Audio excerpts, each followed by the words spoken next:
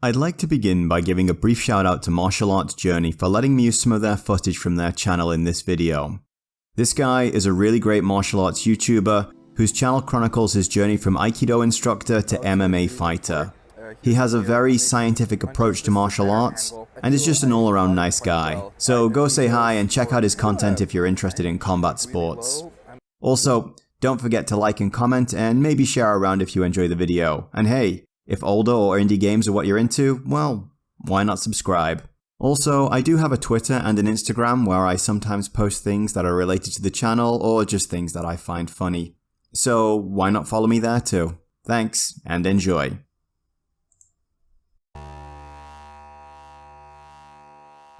There are few figures that can claim as much historical and pop culture notoriety like that of the ninja or shinobi. The word ninja is formed from the kanji for shinobu, meaning stealth, and mono, meaning person. I doubt that stealth people would sound quite so intimidating to Western sensibilities, but Japanese is, if nothing else, a brutally efficient language. Stealth people, as they shall forever be known from now on, operated mostly during the Sengoku period in the 15th century, and were tasked with taking care of irregular warfare that was deemed too dishonorable for regular samurai, and being something of a secret society whose very existence was taboo and not something that was brought up in polite conversation. All kinds of strange and magnificent stories began to rise up about these people, making it somewhat difficult to separate fact from grossly exaggerated fiction. Regardless of who they actually were, how they dressed, and what functions they actually performed, their legacy lives on in pop culture, albeit as highly romanticized figures possessing anything from superhuman skill to actual supernatural powers. And why not? After all, in this modern world of mundane work, taxes, and an overall lack of fulfillment and meaning in our lives, who wouldn't want to trade all that away for a chance to dedicate their lives to the perfection of becoming so profoundly dangerous that you alone can stand against armies of some of history's most iconic warrior class? No doubt to many, the word ninja inspires images of 4 anthropomorphic pizza-loving turtles and their rat father figure. Or perhaps the greatest rivalry in the history of beat-em-up games. Or how about a billionaire sociopath with serious anger management issues? And then of course, there's Naruto. He exists. And from this point on, he'll never be mentioned on this channel again.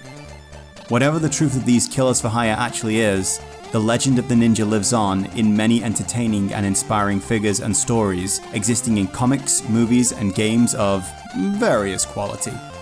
My earliest experience of playing as a ninja in a video game was probably The Last Ninja for the Commodore 64, a game that was simply beyond my limited childhood cognition to crack at the time, and while there were definitely other examples between there and the Sega Mega Drive, I'd be willing to bet that if you asked anyone of around my age what they consider as their first great ninja game, you're either going to hear the name Ryu Hayabusa and Ninja Gaiden, or, in my case as a Sega fanboy, Joe Musashi and The Revenge of Shinobi. Like most games of this era, Shinobi had a fairly simple gameplay loop, a serviceable if not basic story about rescuing a damsel in distress, and it was brutally hard from start to finish. It also had an absolutely legendary soundtrack, and even featured as a semi-regular side story in Sonic the Comic in the UK. The game has an interesting mix of mysticism and modern-day action that we find a lot in stories of this nature, but overall isn't exactly what I would call a real ninja experience. Now, that's not to say that I don't love playing it even now, but it's a side-scrolling platform shooter where you fire shurikens rather than a gun. Heck, our boy Joe won't even unsheath his sword unless he's acquired the appropriate power-up. But this was a simpler time, and while there was innovation aplenty, there wasn't a lot going on in the world of stealth action and infiltration-based games. Prior to coming to Japan 8 years ago, damn, it's really been that long, I went through a phase of buying only indie games. Being late to the party as I usually am, it was quite easy for me to check Steam once every couple of weeks and find some stylish, often 2D game with quirky mechanics that was on sale for less than a tenner. I had a lot of fun with this little experiment, and while there were a couple of duds, I overall found myself dealing with some passionately made little gem with a really tightly designed gameplay loop and a story full of heart that didn't feel the need to overstay its welcome or be stuffed full of busywork and fluff. I think the thing that indie games and retro games have in common is focus brought about through limitation. Back in the days of the Sega Mega Drive and the Super Nintendo, there just wasn't enough space on a game cartridge to make a stealth action open world sandbox with crafting, character progression, a story with multiple factions, and enough gameplay variation to make every playthrough feel in some way unique. No, retro games got to be one or maybe one and a half things, so if they wanted to stand out, then they had to be damn good at that one thing. The limited studio sizes and budgets of indie games provide the same environment. A small team can't make an open world with all the things in it. Hell, no AAA studio has managed it yet either. So they need a very clear idea of what their game is, so they can focus on making the best iteration of that game possible. And that's how we come to the topic of today's video, a 2D stealth action game about being a ninja that also happens to be the best game about being a ninja ever made, and maybe the straight up best stealth game ever made. So gather around and get comfortable while I tell you a tale of adventure, betrayal, and the way of the shinobi. This is Mark of the Ninja.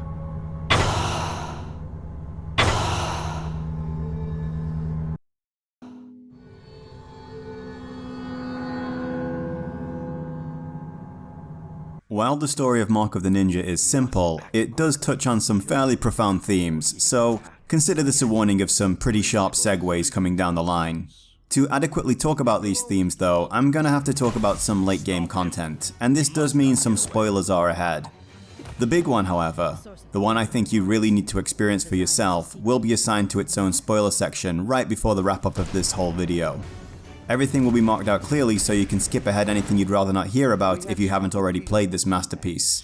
And really, if that's the case, then you have way better things to be doing with your time than watching this video. Seriously, go play it. It's amazing.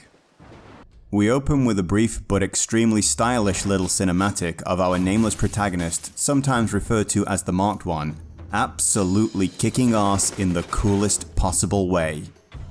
This is intercut with moments of someone receiving a very elaborate tattoo in what I can only assume is an incredibly painful process, even by the standards of tattooing. Our hero succeeds in his operation and seemingly steals something from his target. Moments later, he snaps awake as if from a very vivid dream, and it seems the tattooist did a hell of a number on him. Our young ninja protagonist has been rudely awoken, it seems, by an alarm bell sounding within his own compound, and is quickly joined by Aura, who in her own words, "I'm here to help you. Rule number 1, don't get me killed." She's here to guide the player through both the world and the gameplay, and also act as a voice to our stoic silent avatar. The clan sanctuary is now under attack from an unknown assailant, men in body armor rocking automatic weapons, and who clearly have no reservation about using them or, as we find out later, torturing helpless captives. They've achieved what should be the impossible in taking an entire ninja clan by surprise on their own turf.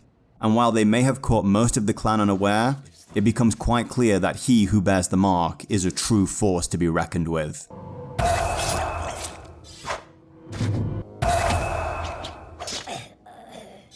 Something from over there. Absolutely brutal. This is a wonderful tutorial level that provides all the information you need in a very organic and clear way. No excessive dialogue or freezing of the gameplay, just simple instructions on the screen and a few audio cues, then it's up to you to get on with it. And man, does it feel good to start zipping around this place once you've got the grappling hook. This mission ends when, after rescuing several of his clan from the clutches of these intruders, our hero finds Master Azai in the tender care of the mercenary commander, Corporal Klei, who drops this line. "You picked the wrong guys to rob, Sensei." Interesting.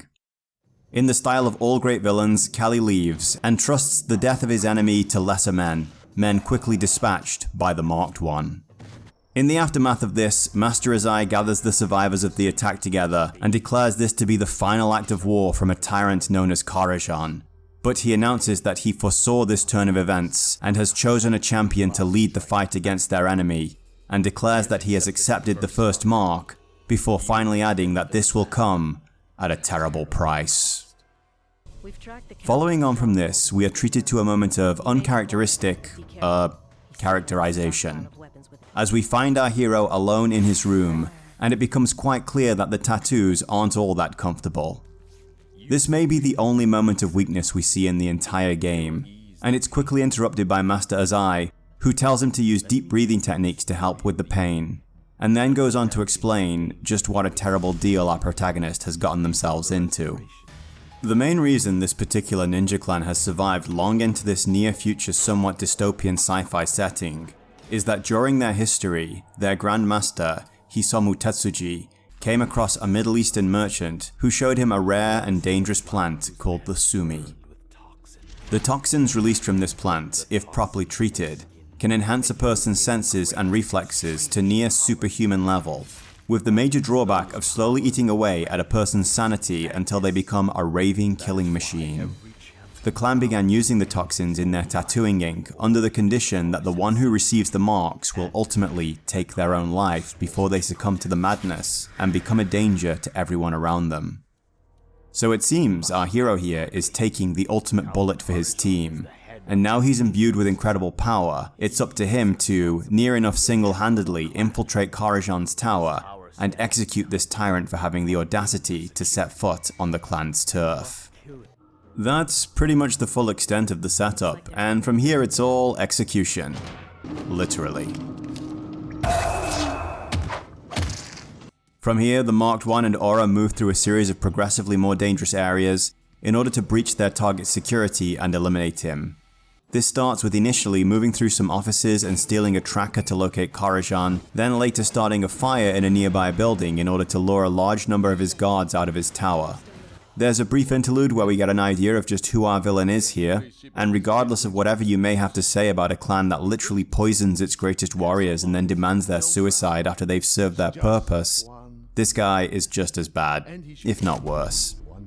The initial assault, however, gets slowed by Corporal Klei, who is of the absurd impression that a ninja is going to come kicking down the door and face him in glorious single combat. It doesn't go quite the way he expects. Karajan, however, is able to escape and secure himself away in his Eastern European castle to lick his wounds. In the downtime between missions, our hero gets an upgrade to his already impressive Crying Freeman body art. The tattooist Dosan seems distressed with the overall quality of this batch of ink though, and comments that he's going to go and see if there's a problem at the source, while the Marked I and Aura head out to finish what they started. The process takes time, as the pair navigate ancient catacombs filled with poisonous gas, locate various keys, and disable the helicopter that acts as Karajan's main mode of escape. Little by little, they strip away his defenses, slowly tightening the noose around their target until nothing is left standing between our hunter and his quarry.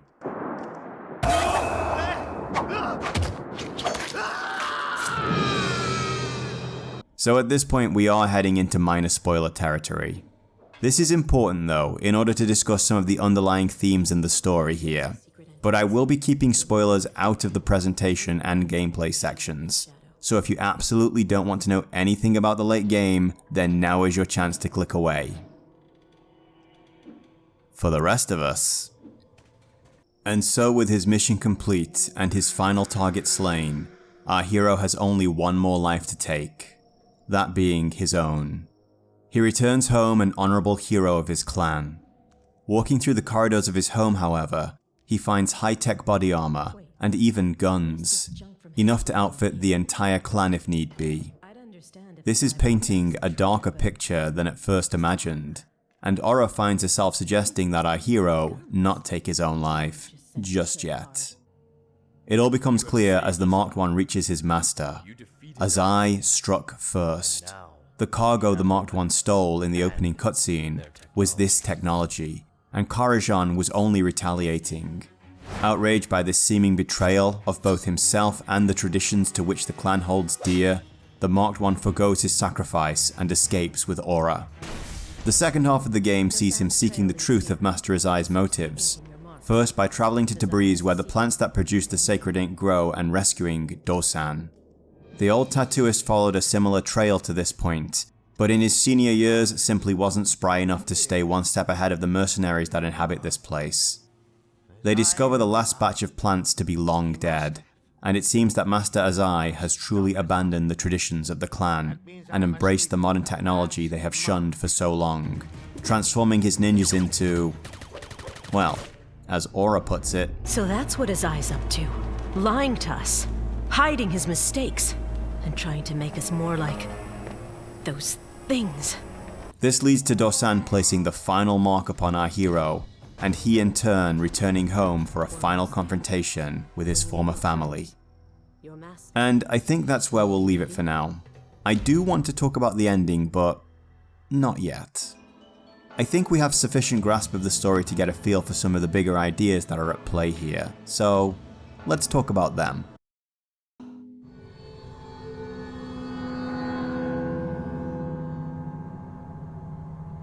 At the heart of Mark of the Ninja is the theme of old versus new, with old being presented as traditional and positive, while new is looked upon as invasive and even destructive. This is something we see a lot in different media, and it's also something that comes up a lot in the world of martial arts too, which, as we'll talk about later, is a problem. Old here, as presented through Dosan and Aura, is seen as sacred and untouchable, with the abandonment of the ink and the embracing of technology viewed as disdainful. Aura calls out the ninja who've embraced these new ideas as not having any honor, and even calls them things. But if we take the time to explore and find many of the scrolls hidden through the different levels, it becomes obvious that Master Azai has more noble intentions behind his actions. I mean, let's be real here. However much the ink has become a part of the Hisomu clan now, it wasn't something that was a part of their inception. It was something they adopted later to give themselves an edge and survive the changing of the times. On top of that, claiming the mark is a literal death sentence for those who accept them. Even the great Tetsuji, who founded the clan, ultimately succumbed to madness from the marks and was destroyed by them. So, is it really such a bad thing that these highly trained warriors abandon something so archaic in favor of modern technology? Of course, there's some truth to the idea of the dangers of progress. I hate the idea of rainforests being burnt down and animal habitats being destroyed.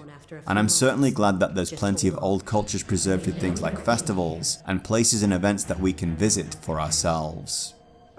I grew up in the UK. My parents were National Trust members when I was a kid, and I used to really enjoy visiting all those old houses and castles around the country. It's wonderful to see firsthand the world that existed before the one we now inhabit, and get some idea of what life was like for people back then. I likewise love visiting old shrines and temples and castles here in Japan too. Within the confines of the bustling city, there are little havens of peace. Almost like I can step out of the hustle and noise of the modern world and all its stress, and in that sense, there's something really magical about these places. But ask yourselves honestly, was life really better back then? Was it cleaner? Did people live satisfying and happy lives? People often demonize technology as something that is destroying the very fabric of society, rather than simply accepting that what the fabric of society is has always changed. I for one am glad that public executions and slavery aren't considered civilized practices anymore. And while smartphones and social media have introduced new problems to the world, I appreciate having access to so much information. Anytime I want to learn how to do something, all I have to do is type a few words into a search engine and I'll be shown all kinds of blogs and videos made by passionate people who are more than happy to share their knowledge of their skill or their craft with me for absolutely no cost at all. Other benefits like Google Maps make navigating labyrinthine cities like Tokyo relatively manageable. And social media is very convenient for me keeping in touch with friends and family back in the UK, and keeping them up to speed on what's going on in my life. Sure, Facebook has a few problems, but honestly, most of those are ones we make for ourselves. Very often, stories that praise a return to a simpler life or traditional values have a very rose-tinted view of what that world and those values actually were. This is especially interesting in the world of martial arts. In just about every other form of fitness and sport, new is very much embraced and welcomed. Of course, no one is saying that exercise machines and cables are better for building pure strength than a squat or a deadlift. But we know and understand that everyone's goals and circumstances are different, and you have to choose the correct tool for the correct job. I'll catch up. Yet somehow, And I'm not going to blame any particular group or country here because that's just not constructive, but it feels like the world of old and new martial arts have found themselves embroiled in some kind of war, as opposed to simply seeing one as a natural progression of the other, a stripping away of what is useless and unnecessary, in favor of what is practical and effective, which is completely absurd when you think about it. Mixed martial arts and Brazilian Jiu-Jitsu are two of the finest competitive sports in the world. I've met so many wonderful people through training in these disciplines, and while I do see guys in the UFC promoting that thuggish I'm number one attitude, they don't really represent most of the community, and honestly, most of them are just playing a stage character similar to what pro wrestlers do. The thing about MMA is, it's proven, unequivocally, that some things just don't work. There's a reason that no one is in the octagon doing Aikido, and that's not because their shit is too dangerous for sports. Seriously, if you ever hear that line in a dojo or gym, consider it a massive red flag and go find a better teacher. However, rather than scientifically embrace this new information, so many who've devoted their lives to these old traditions see this as some kind of personal and spiritual attack. And while I can 100% understand where that feeling comes from, it is a purely emotional response not rooted in any logic. Their reaction then is to double down and make excuses, rather than taking a step back and reassessing something that maybe they've never even thought to question up until this point. It feels almost cultish in that sense, and at the very extreme end of this we get, well, shit like this. Look, I got into martial arts because I played Street Fighter 2 and I wanted to be Ryu. My childhood vision of living in Japan involved living in a shrine atop a mountain and learning to shoot fire from my hands from some angry old man. No one would like this stuff to be real more than me, but the fact is, it's not, and it's very dangerous to tell people otherwise. What makes me really sad is that no one is saying you can't practice these old traditions. People practice martial arts for lots of reasons, and if you don't have a deadline to step into an enclosed space with another psycho who's intent on doing real damage to you, there's no harm in exploring all these different elements. In my opinion, martial arts is the most holistic form of exercise you can do, and if your goal is to stay healthy, then you do whatever makes you happy. It's just, if you're serious about defending yourself, you need to accept that some things are objectively better than others. And teachers especially, you have a responsibility here. After all, if you're telling people they can disarm someone with a knife, but you've only practiced scripted one-steps, then you are in fact responsible when your student, who is completely unprepared, decides to go at someone holding a knife and gets killed, versus handing over their wallet and running away, which is always the smarter option. So, if that seemed like a pretty sharp segue for a video about a fun ninja game, then, well, welcome to the channel, I guess. I don't know. I just write whatever comes to mind when I'm doing these scripts, and sometimes these rambles make it through the editing process too. But, bringing it all back around to Mark of the Ninja, just like with the Hisomu clan adopting the ink, your traditional martial arts are not some perfected form created by one master centuries ago. They themselves went through iterations and adaptations, and the current movement towards MMA is just the next logical step along the road, as is the adoption of modern technology for the Hisomu clan versus literally poisoning their best warriors to get the most out of them.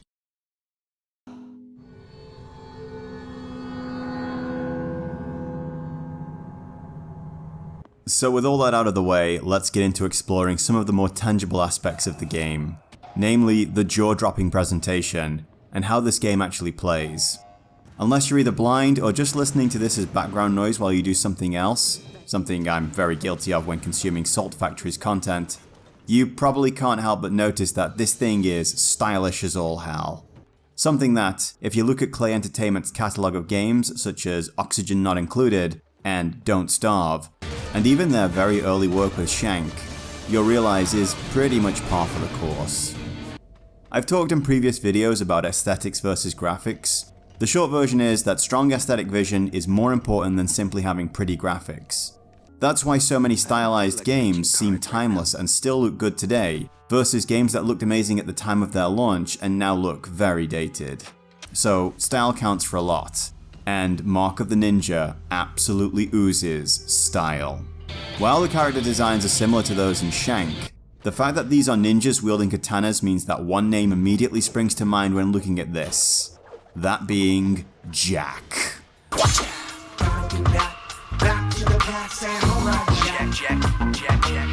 The whole game really conjures the style made popular by Genndy Tartakovsky in what I consider to be one of the greatest cartoons ever penned, and later refined in his Clone Wars show, and it really works.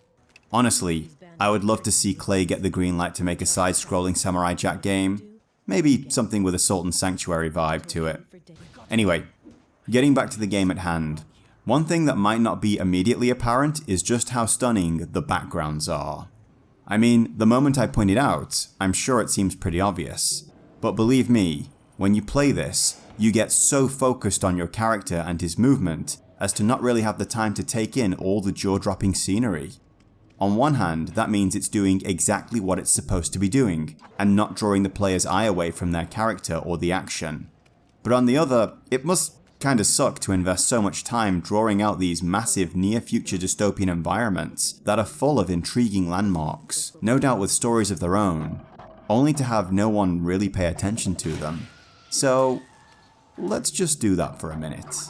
Why not slow down and just show a little love to the background artist who created this, and ruminate on exactly what kind of world this is.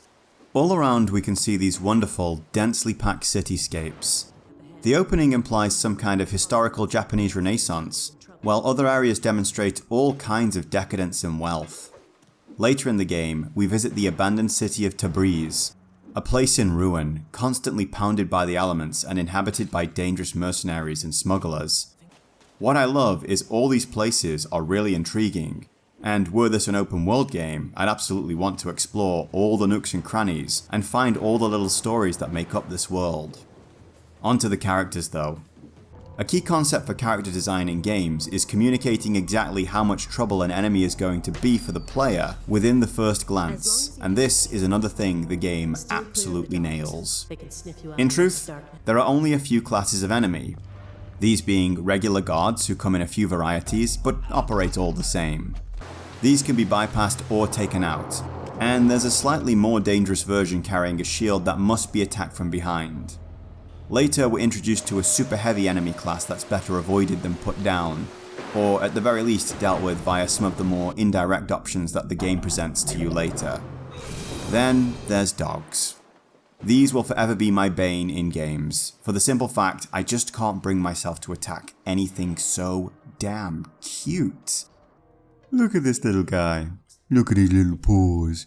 Oh, you're a good boy, aren't you? And lastly, there's the cyber ninja type enemies that appear late game. So all in all we have this small but easy to read collection of enemies. Actually, small isn't the right word here. It's just right. As we'll see later when we talk about the gameplay, all of these enemies and their actions are designed in such a way that it instantly communicates what kind of threat you're dealing with, and what kind of options you have in bypassing them or removing them outright. A smaller variety of sprites works really well in smaller indie games like this, even if it does stand out in overreaching AA games like Vampire. Much of the game takes place in the dark, with sprites shifting from full colour to stylish white outlines at a moment's notice, and it all looks really cool. So I'd give the presentation an overall perfect 10. It achieves exactly what it sets out to do, and then some. Not only is it perfectly functional, it's also memorable and immediately recognizable. You could show me a still from any moment in this game with our protagonist removed from it, and I'd immediately know I was looking at the Mark of the Ninja, and probably have some idea which level I was looking at and what route I'd be taking through the area. As a quick aside, I would like to mention that I did capture footage from both the original and HD versions of the game, and while my 1080p monitor probably doesn't do a comparison much justice, I will say that, while this game's visuals are basically timeless, I do appreciate the bump given to one of the best stealth games I've ever played, and I'm not going to complain about the opportunity to give Klei Entertainment some more money for that. And that seems like a good point to transition into talking about gameplay.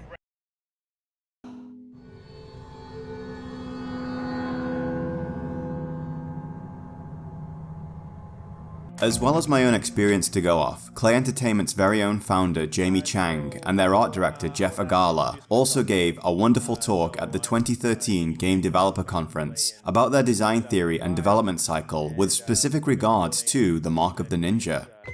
This actually made me love this studio more and want to talk more about their games based on the fact they actually care about their developers and worked hard to eliminate crunch in their office. Mark of the Ninja, like many new experiences, had the problem of heading too far in the wrong direction at the beginning, or to use their own words, they were cutting down lots of trees only to realize they were in completely the wrong forest. To minimize this waste, they adopted a strategy of failing as fast as possible with any new idea. Sure, they had a clear vision of this glass cannon badass who could slip through armies of enemies unseen, but just like with writing a story, you can have the most awesome outline and completely fail at writing a good opening chapter. So they went through a system of rapidly putting together test builds to really put each idea under stress and figure out exactly what was working and cutting out everything that wasn't. This is a game with absolutely no fat on it at all, and a very clear idea of how it's supposed to be played. Mark of the Ninja is all about high-level planning. Of course, a lot of that happens very quickly. It's not like you're sitting around with a whiteboard and a marker sketching out the perfect route through the game, but the idea is simple. When you enter an area, you quickly and clearly have an idea of where you can go and how you can get there, and you can decide how you are going to get through every situation by using any of the means at your disposal. The Marked One not only looks super badass in all his tattooed ninja glory, but also moves exactly as you'd expect a ninja to. He is able to scale walls, crawl across ceilings, flip quickly in and out of air vents, hide behind scenery and in doorways, and he looks absolutely awesome when he does. On top of that, we're introduced to Ninja's grappling hook in the first level, and man, this thing is an absolute game changer. You could put a grappling hook in basically any game and you'd immediately improve it. Hell, they did it in Doom and that worked. I mentioned before about the play of light and shadow in this game, but it's more than just a pretty aesthetic. It's completely essential to the gameplay. Mark of the Ninja has a binary lighting system. That is to say, you're either in the light or in the dark, with nothing in between. This makes it very clear which spaces you can safely move through without being detected. Likewise, sound is also important. Running, for example, produces a lot of noise, which is visualized by a pulsing circle that expands around our hero if he does. Again, we are given a clear visual cue of what we can and can't do, and where we can and can't do it. Enemies also have larger than life facial expressions on their faces, but helpful icons also appear above their heads, just like in Metal Gear Solid, to indicate if they're sleeping, unaware, alert, or if they've seen you. Finally, the dogs and the late level ninja enemies all have their sensory fields clearly marked out to the player with rings.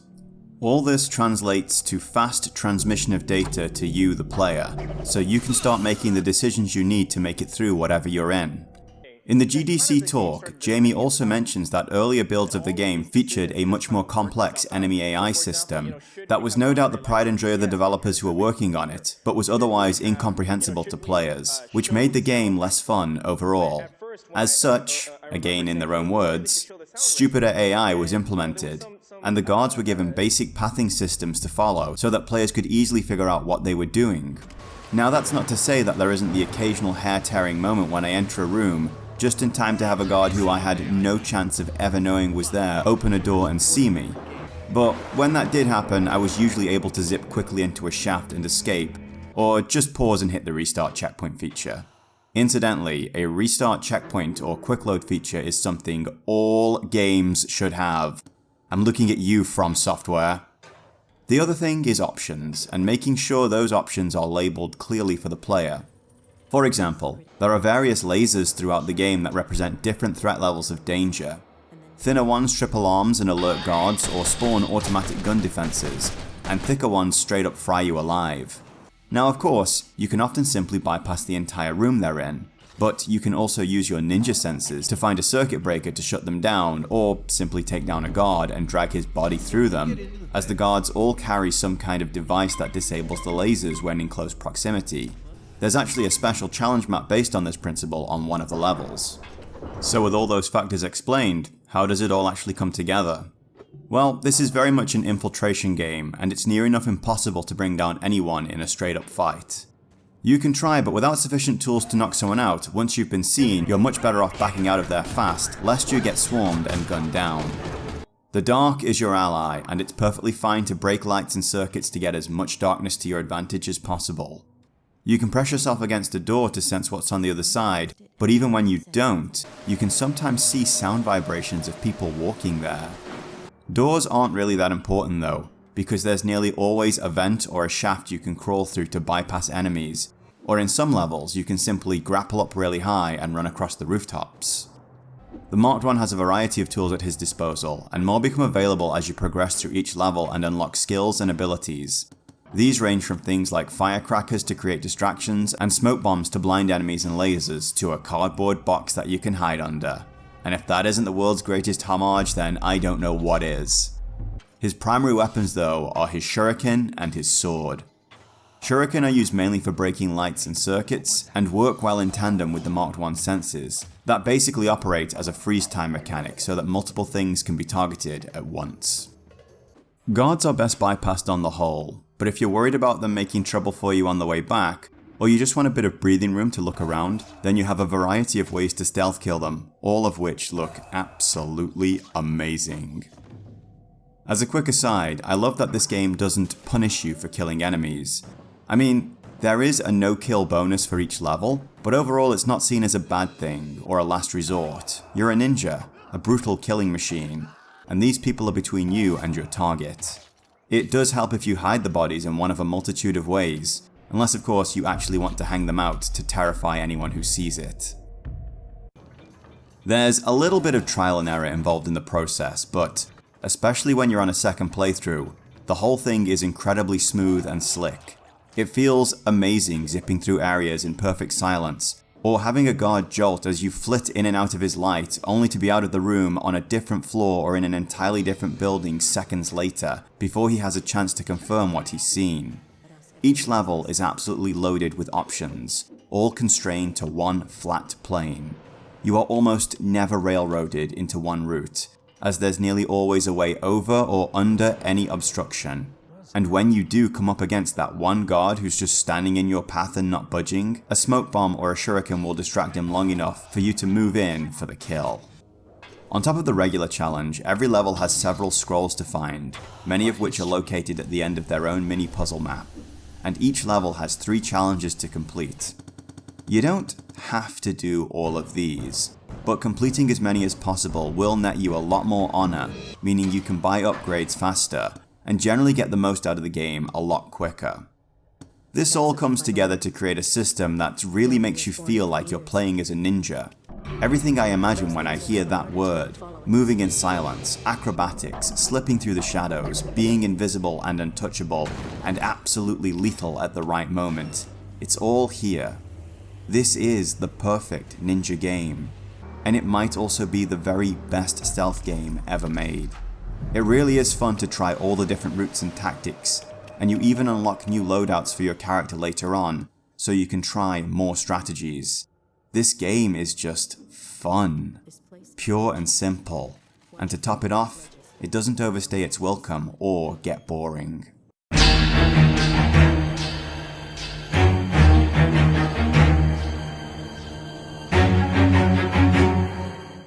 So it's time to talk about the ending. Specifically, this moment. Who are you listening to? Have the hallucinations grown so strong? Oh wow, that one really punched me right in the gut. That's not to say that I didn't have my suspicions during the late game, but even so, I'd say this was extremely well woven into the story. Aura is introduced at the start of the game, and has both a narrative and gameplay function. As I said at the start, she's not only the voice of our stoic protagonist, but also goes about answering all the questions the players are asking their monitor along the way, and explaining how each new item and skill works. She's inserted so well into the whole scenario that you never think to question it. Likewise, we're told that the descent into madness is a gradual process, and the idea of hallucinations doesn't even come up until you've received the final mark for the endgame. And speaking of hallucinations, notice something wrong with the people patrolling the ninja ground? Well, how about this? Those who claim the mark must take their own life before they become a danger to the clan. And while from the perspective of our hero, his actions are perfectly justified, he refuses his own sacrifice, and now he is here, hunting and killing members of his own clan. Then we need to consider Aura some more. Our hero is the chosen warrior of the clan. Azai mentions in one scroll that he thinks this warrior should succeed him. He's been given the mark because it's assumed that he wouldn't be able to complete his missions without it. So, why would they send him in with a partner? She doesn't have the mark, yet she's able to move around these incredibly dangerous areas just as well as he. And how is she always able to talk to him? Is she in the shadow just out of sight? More to the point, if our hero is a long-term member of this clan and likely to become the new head, why hasn't he met Aura before now? Like all great plot twists, the writers are literally telling you what's going to happen all the way through, but they do it in such a way that you just don't see it. Consider that they follow Dosan to Tabriz as well.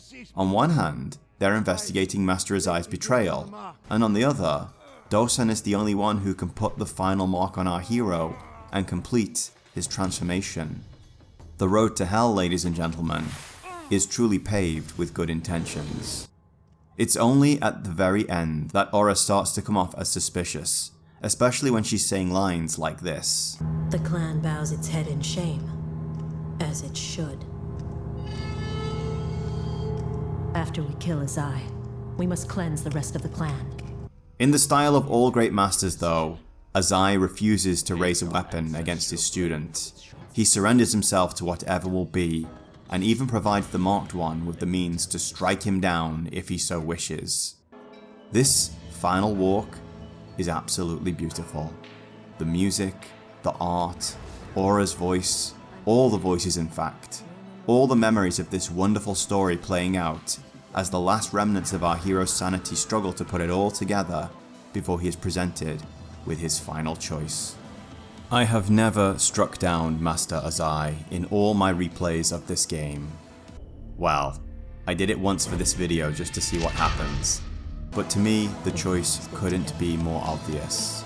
The clan must adapt to survive. It is time to let go of tradition and embrace something new. The ink may have served a purpose, but honestly, how many lives were lost to it? This is a great chance for the Hisomu clan to start again, and it's time for the story of their last great champion to end.